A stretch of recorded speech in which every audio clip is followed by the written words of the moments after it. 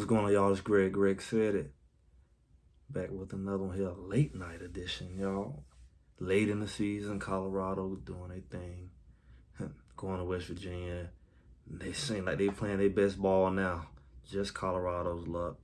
But it looks like we have two freshmen going at it.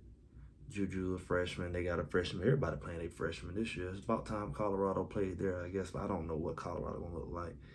Because they have bigger issues than just a few. Colorado can't tackle. They got personnel issues. They got depth issues. Got a little emotional issues going on. Who knows what's going on behind the scene? But hey, it is what it is. But today I want to talk about something a little different. Colorado. I'm gonna take a break. I did a video on Sunday. I think it was inspiration, motivation, and I said something, and I know it to be true. But I find it interesting that Shedeur kind of said the same thing at the game after I saw well off maybe a couple days later. And even the press asked Coach Prime about it, this alpha dog mentality. Shedeur made the comment that there's not enough alphas. And I remember talking about that in my inspiration motivation when I was talking about Coach Prime and the whole situation with the type of players that he's recruiting. And maybe, just maybe, he wants dogs, which I said was alpha dogs. But I don't know if he can connect with them. And, you know, some people made some comments and things like that. But that's a interesting something to look into, because when you really think about it, Coach Prime is an alpha, right?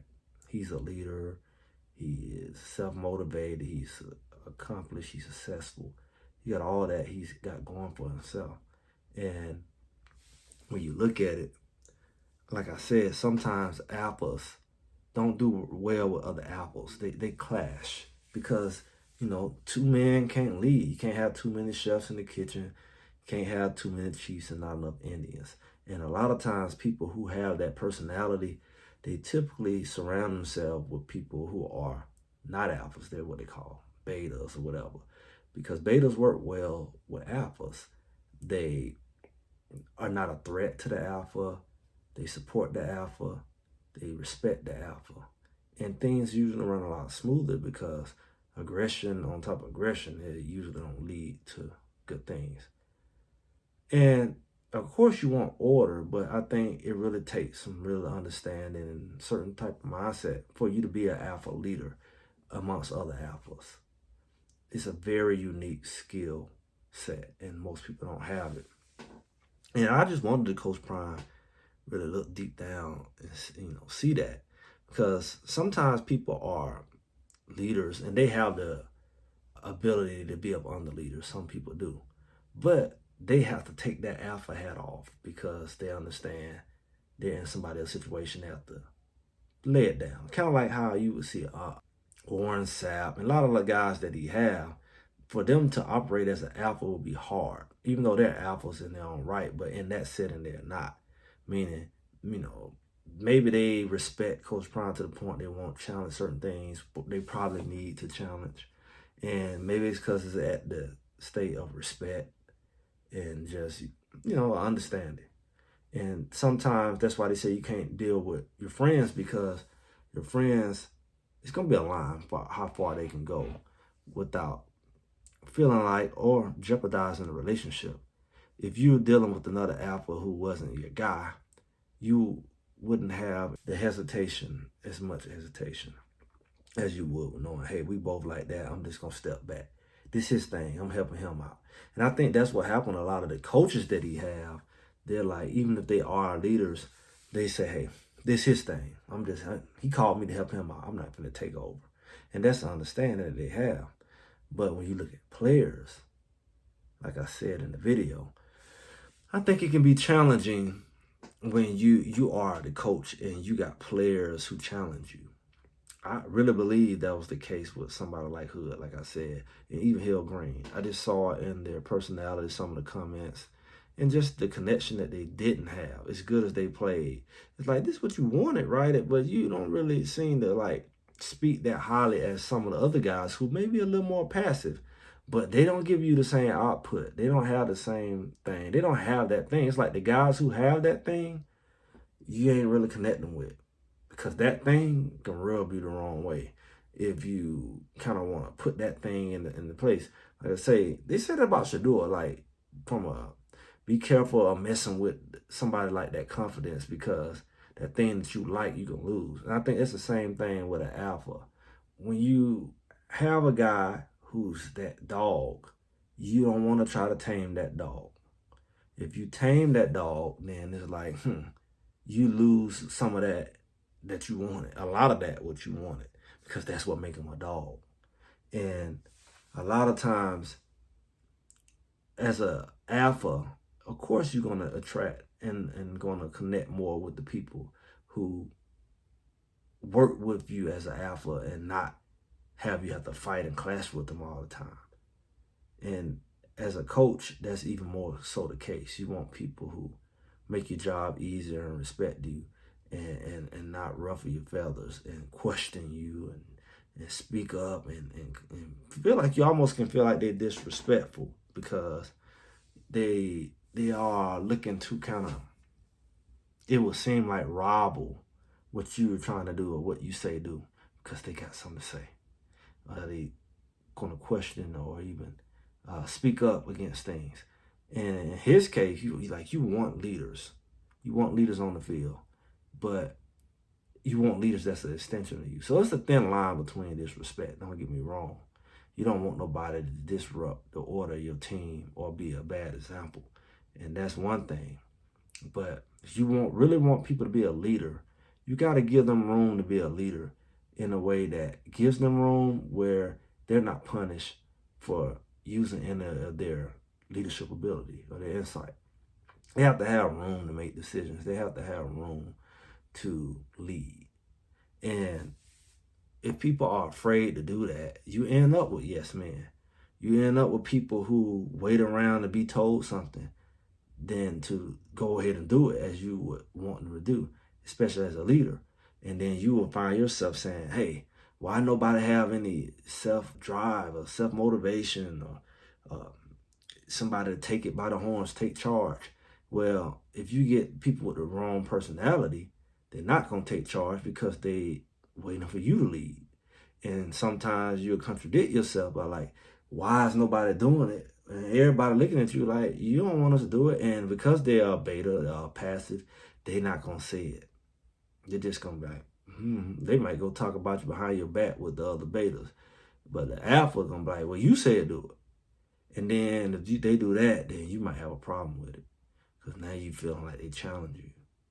But that's what you want, right?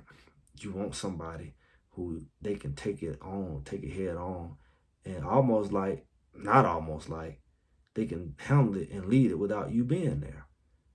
And that's a risky thing, because people say they want that, but when that actually happens, then they feel intimidated, or, a certain kind of way.